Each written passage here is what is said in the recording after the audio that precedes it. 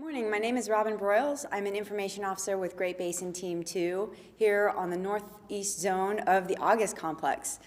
Today is October 20th, and this is your morning fire update. Overall, the August complex is 1,032,264 acres, and this morning we are sitting at 91% contained. Over on our northeast zone, we are at 272,089 acres, and we increased 5% containment, and we are now at 90% contained. I'd like to give you an orientation to our map. Over here is Mad River. To our north is the community of Hayfork, and to our east is Begum. Running right through the center of our fire area is the South Fork of the Trinity River. And here, right around the center of our area is Highway 36. To give us our morning update, I'd like to introduce our operations section chief, Britt Davis. Britt? Good morning. So going to start off on the west like I always do.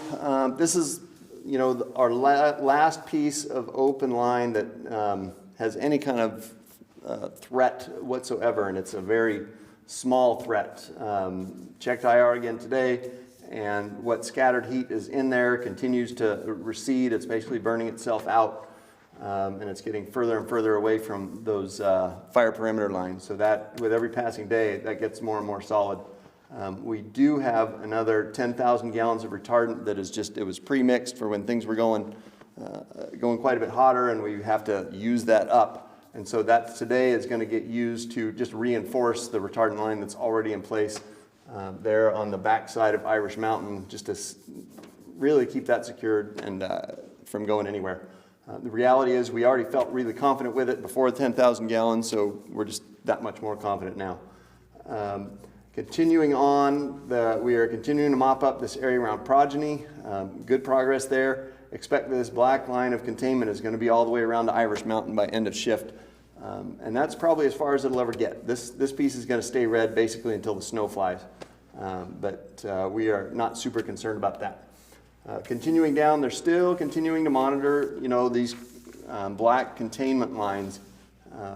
Once we make them black, it's not necessarily given that there's absolutely no more fire. I drove within 10 feet of a stump that was on fire yesterday, so that's why they'll continue to actively monitor and patrol this for the next several days. Coming on down here to the Begum Thumb, again, we've got more containment on the map today. The two areas that they're going to be focusing on today, and they're kind of two holdouts, are down here in the drainage bottoms where it's really steep, there's no road access, so it's a slower process to mop up. But they're continuing to hammer away with that. And when our team leaves, we transfer command today at 8 o'clock tonight. But when the Northwest, the Great Basin Team 1 takes over management of this side of the fire, we're still going to have two full divisions to really stay engaged on what we've got going on over here. So just because our team's leaving doesn't mean we're walking away from this piece of line. And then continuing on down, this is really getting to where we don't even have to patrol it much anymore. This truly is a section of line that is out. I think that's it for our operations. Thanks, Britt. So in the information shop, we've taken a couple questions. What is the likelihood here in Rowdy Bear? They've watched this fire and they're literally in their backyard, and their anxiety has been pretty high. And so can you just speak, what's the likelihood of having any of the fire moves towards them and to give them just some peace of mind? Right.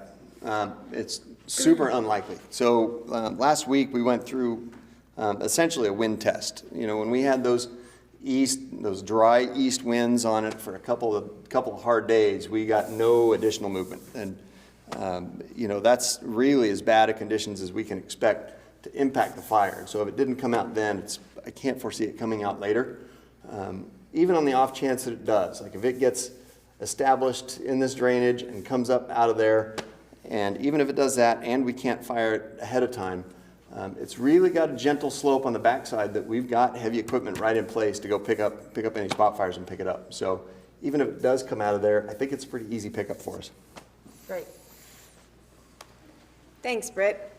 So today is Great Basin Team 2's final day, and we will be transferring command to the northwest zone, which is Great Basin Team 1, and they'll be taking care of the 2 divisions that will be left remaining tomorrow.